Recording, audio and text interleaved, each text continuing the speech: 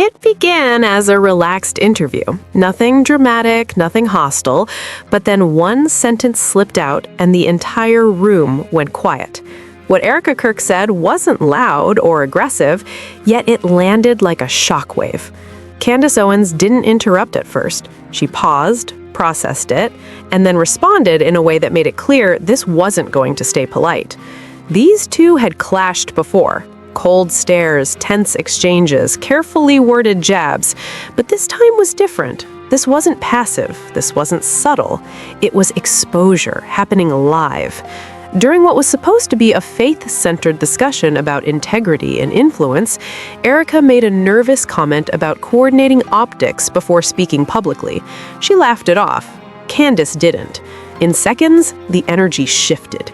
Viewers felt it instantly. Comment sections exploded. People weren't watching a debate anymore. They were watching a mask slip in real time.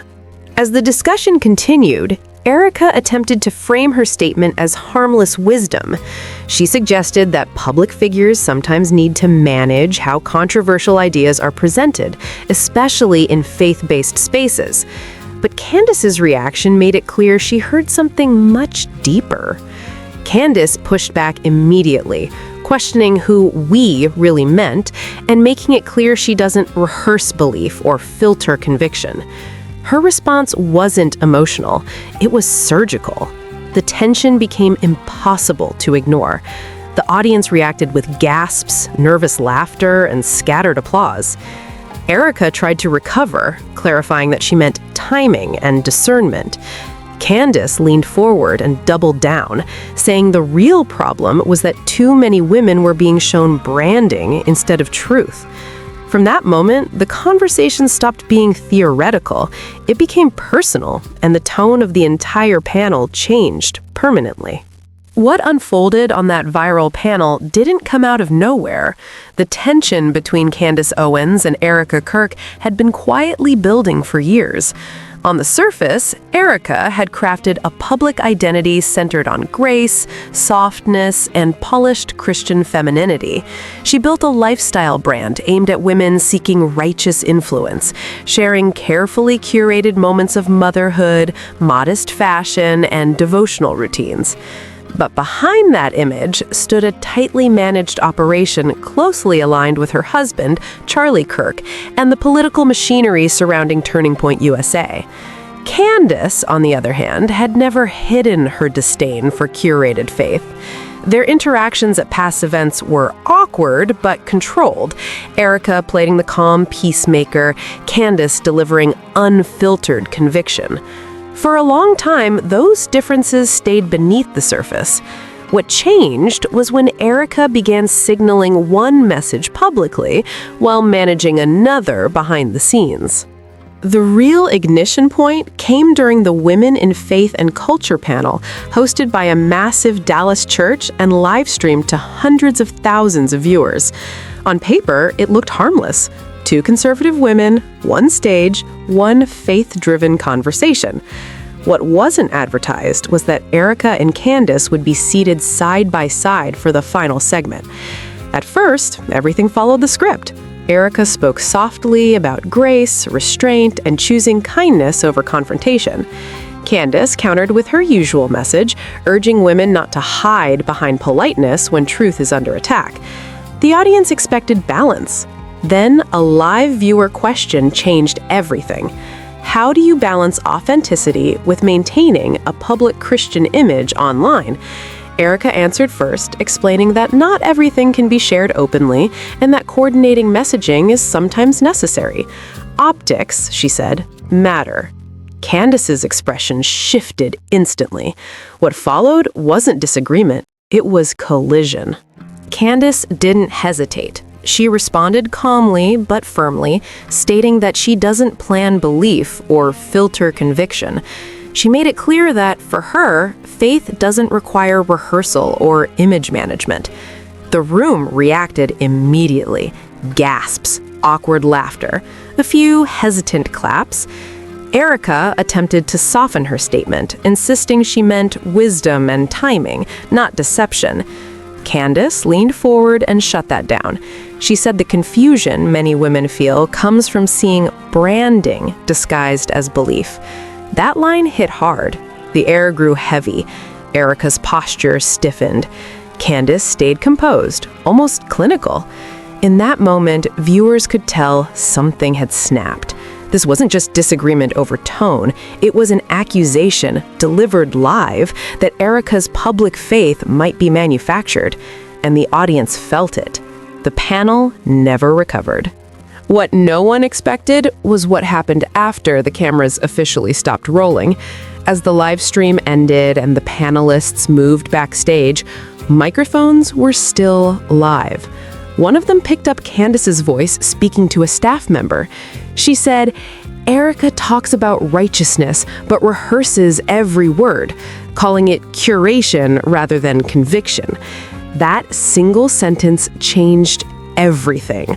The clip leaked within a day and spread like wildfire.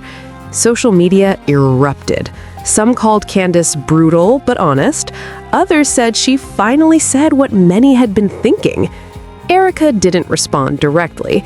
Instead, she posted a carefully edited Instagram reel of family moments with a caption about choosing grace over ego. The reaction was split. Supporters praised her silence. Critics accused her of passive aggression. Meanwhile, Candace addressed the issue on her podcast, saying there's a difference between living faith and performing it for an audience. Then came the receipts. Anonymous leaks began circulating, allegedly from insiders connected to TPUSA. Screenshots showed Erika preparing her panel responses days in advance with her husband and media team.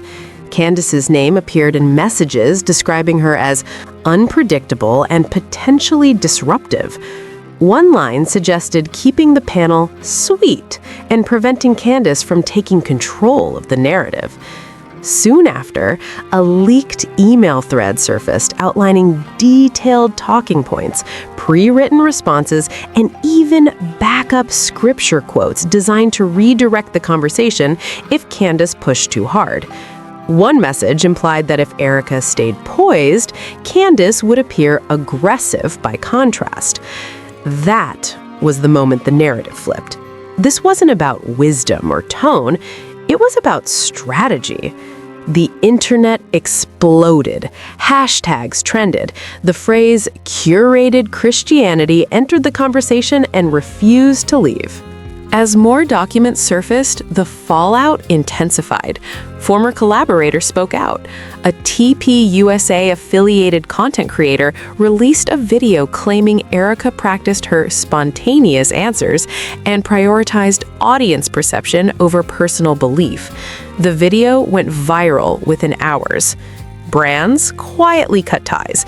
Conferences removed her name. Christian influencers who once praised her elegance began distancing themselves. Erika eventually released a somber video insisting she never intended to deceive and that wisdom doesn't equal fakery. But the audience wasn't convinced. Leaked internal notes revealed plans for a podcast series focused on framing faith in the age of branding, including episode ideas centered on narrative control. That was the breaking point. Even neutral observers admitted it no longer looked like misunderstanding. It looked like a system built on performance. By the end, this story stopped being about Erika Kirk alone. It became a reckoning for influencer-driven faith culture. Candace Owens released a full podcast episode calling out performative Christianity by name, asking how much of what people consume online is real and how much is rehearsed. More leaks followed, including private messages suggesting Erika actively worked to sideline Candace as a competing voice. Public sentiment shifted decisively. Erika's platforms lost hundreds of thousands of followers. Her nonprofit paused operations. Meanwhile, Candace's message surged, reframed not as drama, but as exposure. The question left hanging wasn't who won the feud. It was how many others are doing the same thing quietly. Because once the curtain was pulled back, it became clear this wasn't just a scandal. It was a warming.